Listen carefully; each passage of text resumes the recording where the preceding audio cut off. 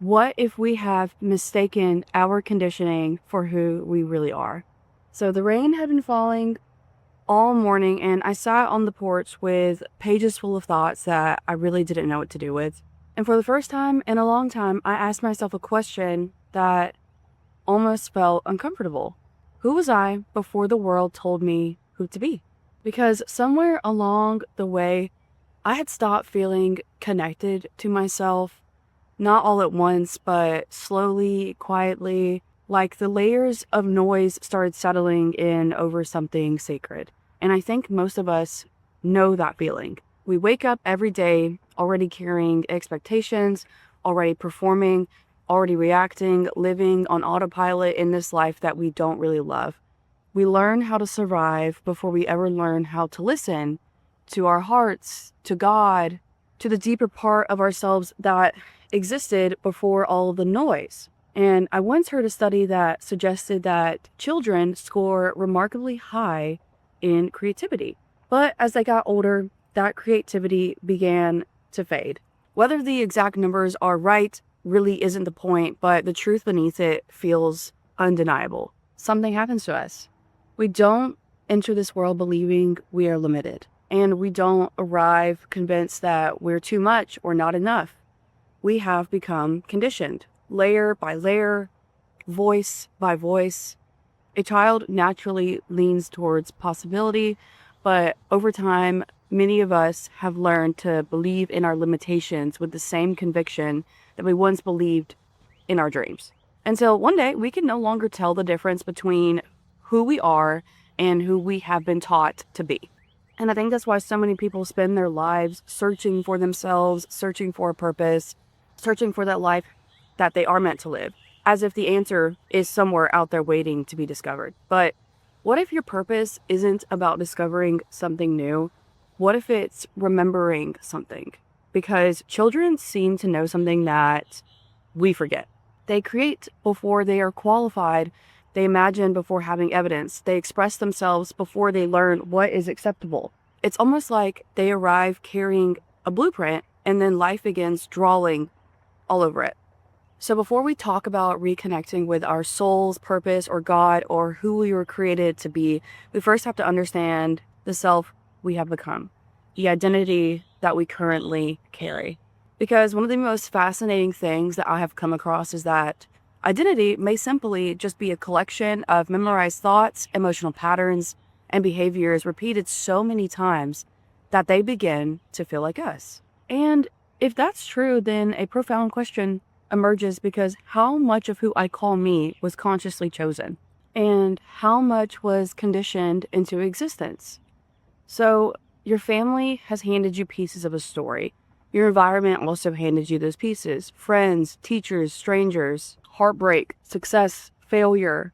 Each experience has left behind a sentence, and each sentence has become part of a chapter until one day you looked into the mirror and you called this entire book me.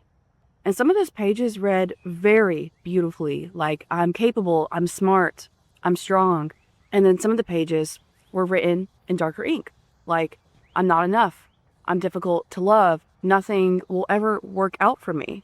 I usually film inside, but I wanted to try something new and come to like my favorite spot to sit at because it's just so beautiful and I get to see the marsh, but the sun is just not exactly cooperating, even with my light thing.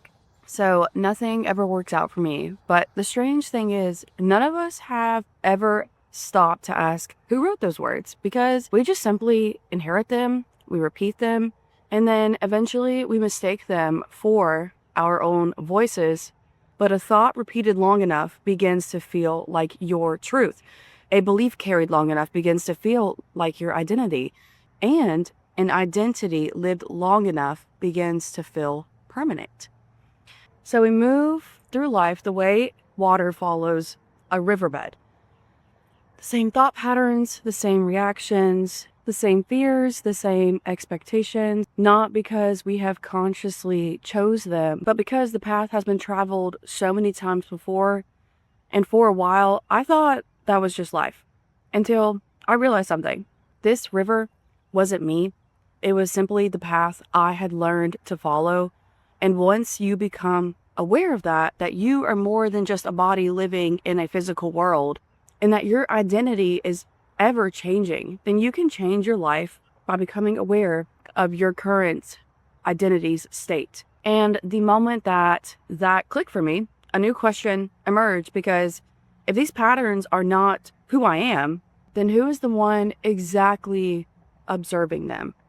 And that's where the conversation about ego begins, because for a long time I thought that part of me holding me back was my enemy, like my fears, my doubts, the voice that was telling me that I needed to stay where I was. But the more I paid attention, I realized something surprising. The ego was not trying to hurt me. It was actually trying to protect me, because every painful experience leaves an imprint on someone's life. Every rejection, embarrassment, every moment that you felt like you were not enough.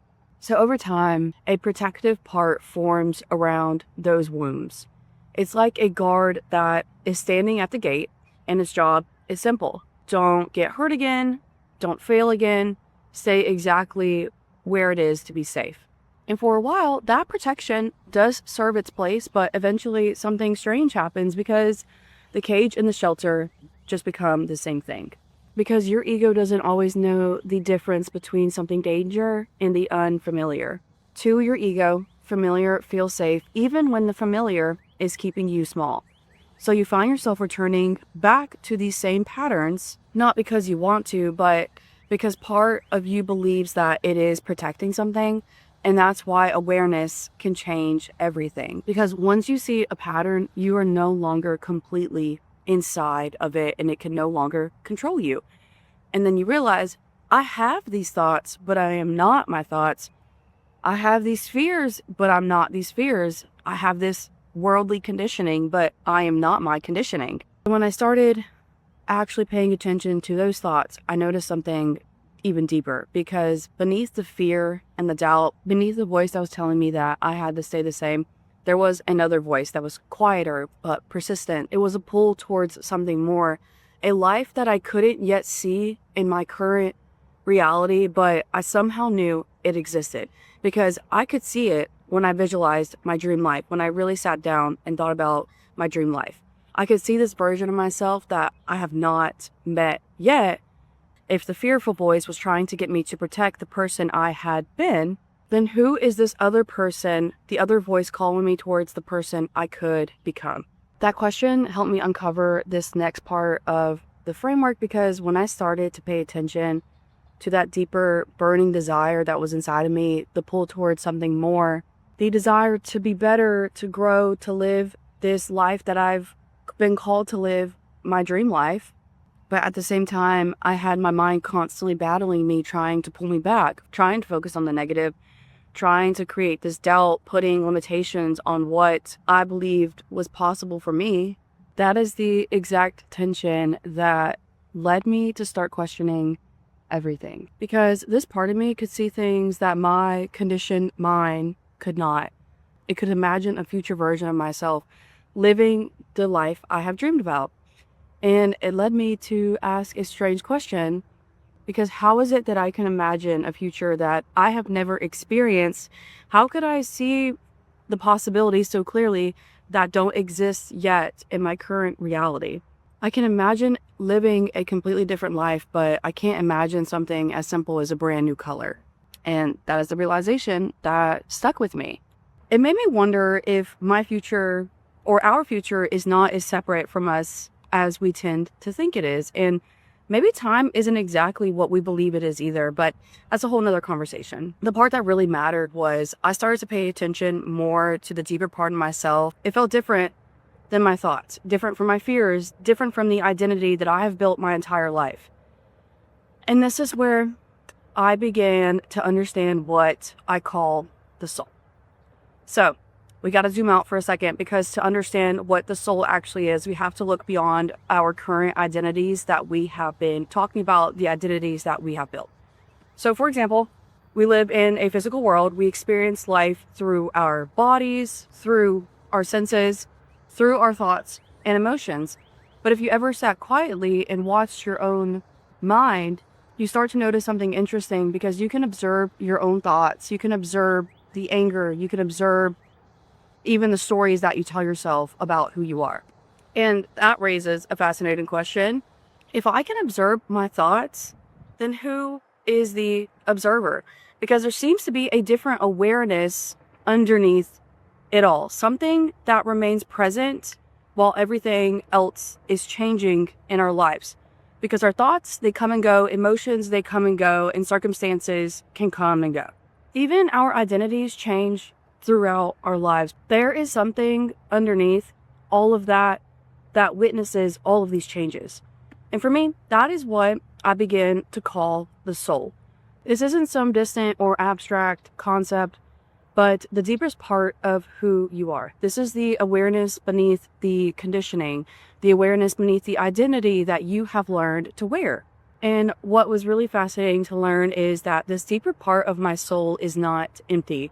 It holds desires and visions and even my purpose.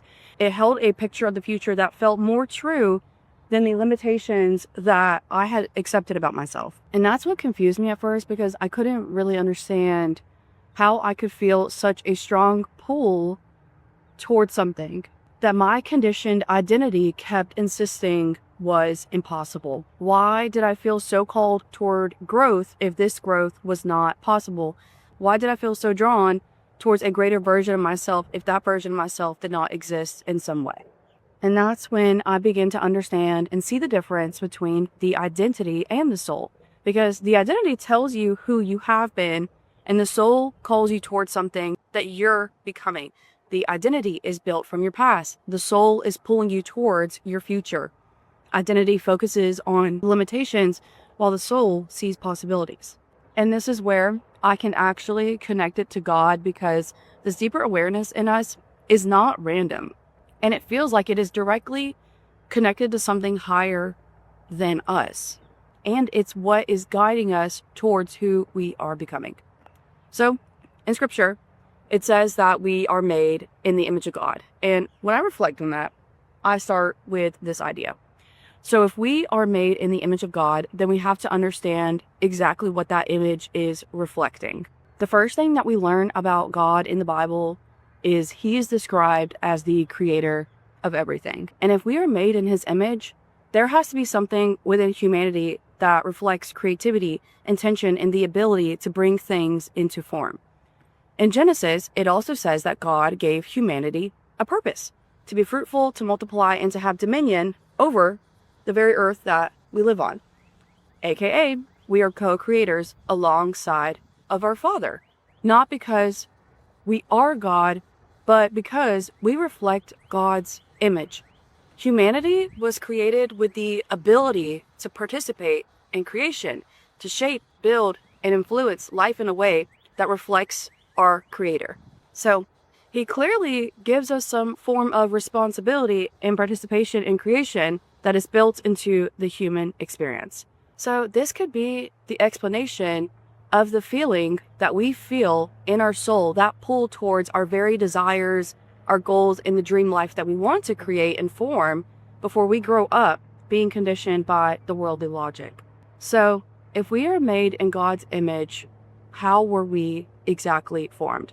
In scripture, it describes how God formed man from the dust of the ground, and he breathed into him the breath of life, and a man became a living soul. So I want to break down the soul and the very spirit, aka the breath of life, in Hebrew in a simple way, because doing word studies in Hebrew can give you full context of scripture and a better understanding than the English translated version can. So I wrote down soul and spirit and their English spelling here, nefesh and ruach, and their actual Hebrew spelling here as well. So I have my notes here. I'm not very fluent in Hebrew, but I'm, learning the Hebrew language. I'm going to start off by explaining what these words mean. So basically, if you're not familiar with how Hebrew works, every Hebrew letter has a concept, a number, and a sound. So the words are constructively built, which is very different than the English language, because when you look at the word cat, there's nothing in that word that signifies that this is an animal or a cat. But since each Hebrew letter means a concept, you can understand how to put these concepts together to get soul and spirit. So I'm going to break that down for you right now. So nun means something that continues to grow. It's like a seed or sprout, life in motion. He means mouth, expression, communication, outward life. Shin means teeth, fire, transformation, processing, consuming energy. So when you put these concepts together, we get life that expresses itself in a shaped process through experience, aka the soul. This is us, this is our soul. And then spirit, wind, breath, they're all the same word, ruach. Resh means head, beginning, top, idea of origin, or like first point. We have vav, which is like a connector or a hook, often seen as connection or joining. Chet, we have enclosure, boundary, or inner space, often associated with the inner life or contained energy. So when you combine these concepts together, we get this idea of wind, breath, spirit. So it's a beginning source that is connected to an inner life contained force. So when scripture is talking about God's breath of life, they are using this idea of ruach in the Hebrew translated version. So this life comes from God and it animates our human physical bodies, our soul. When we consider this, because science tells us that energy cannot be created or destroyed, but only transformed, if that's true, then that would mean that God is our life force energy. He is the one who breathed the life into our nostrils and made us living souls. And that means that we are truly directly connected to God through his breath that we breathe. And that's why every time we breathe, it is meant to worship our Father. And it does because with every breath, we are taking in his energy. So that's why when we meditate and we connect with our breath, we are connecting with our Creator, Yahweh, because our souls are pieces of God's energy transformed, reflecting him through our physical human bodies. Once I saw that in the Bible, I began to realize that I am more than this flesh. We are all more than this flesh. We're more than this brain that has been programmed and conditioned by the very world around us. And when that truth clicks, something else becomes clear, because these deep longings, the dreams, the vision for ourselves that we carry for our life, they're not random.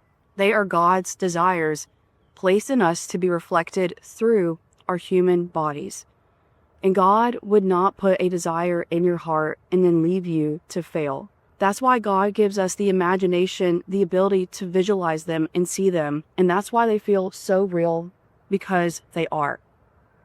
I want to emphasize that humanity was created with the ability to participate in creation, to shape, build, and influence life in a way that reflects our Creator. And that's why God calls us to renew our minds and not conform to the worldly patterns. Because our very souls are God's life force energy, and our brains are made out of the very flesh of this material world that have conformed. So, in Romans 8, for those who live according to the flesh set their minds on the things of the flesh. But those who live according to the Spirit set their mind on the things of the Spirit. To set the mind on the flesh is death, but to set the mind on the Spirit is life and peace. So it's not that people don't have a higher part of themselves, but it's because they're not aware of it and they're not living from it either. So the vision you have for your life, the version of yourself that feels so aligned and peaceful and expanded, it doesn't feel random. It feels like you're being pulled towards something, even if your current identity doesn't know how to get there yet. But the soul inside of us is what shows us that possibility, the expansion, the version of you that just feels aligned and peaceful. But the identity is what interprets that possibility through your lived experiences from your past, from your conditioning, from everything that we have been exposed to in our life. And the ego is what tries to keep you safe by holding in what you already know. It wants to protect that version of you that feels familiar, even when that version of yourself is no longer aligned. So over time, if you're not aware of this, that's when we began to live on autopilot, reacting to life instead of consciously choosing who we are becoming.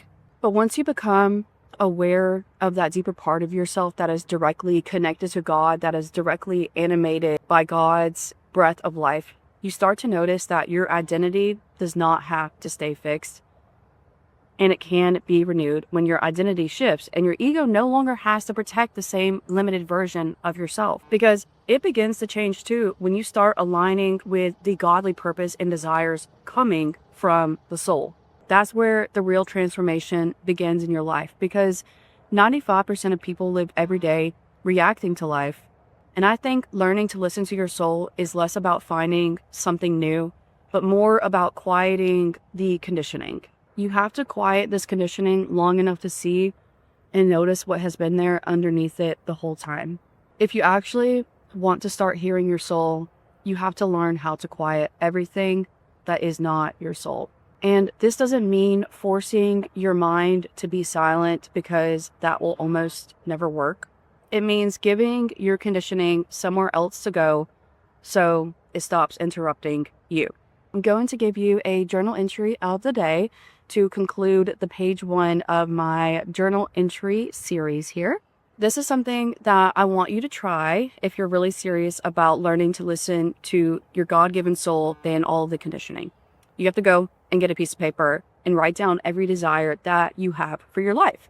Not the realistic ones, not the ones that make sense according to the worldly logic, not the ones that you've already had permission to want. I want you to write down the ones that you stop yourself from saying out loud. So what do you actually want in life? What type of life do you want to live? What do you want to create in this life? And who do you want to become? And I don't want you to just stop and think about it. I want you to write, because the moment that you stop, the conditioning starts speaking instead of your true soul. And you'll hear things like, that's impossible, that's not practical. People like me don't do things like that. And when those voices show up, don't try to fight them. Just keep writing. Let them talk and write anyway, because eventually something interesting will start to happen.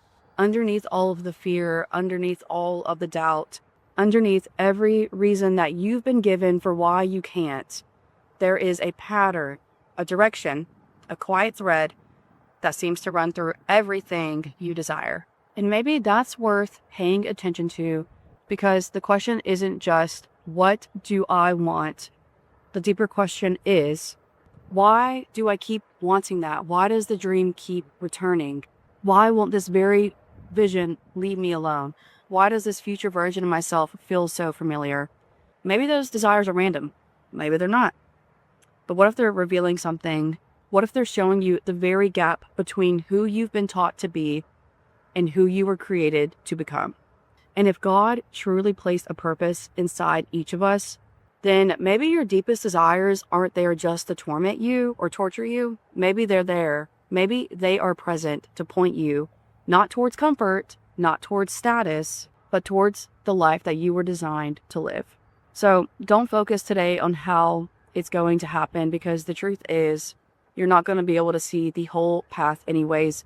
Scripture never tells us to figure everything out on our own, but it does tell us that we need to seek God first, to trust, to follow, one step at a time. And maybe that's what faith really is. Not having all of our questions answered and not seeing the entire road ahead, but being willing to move forward with what God has placed before you.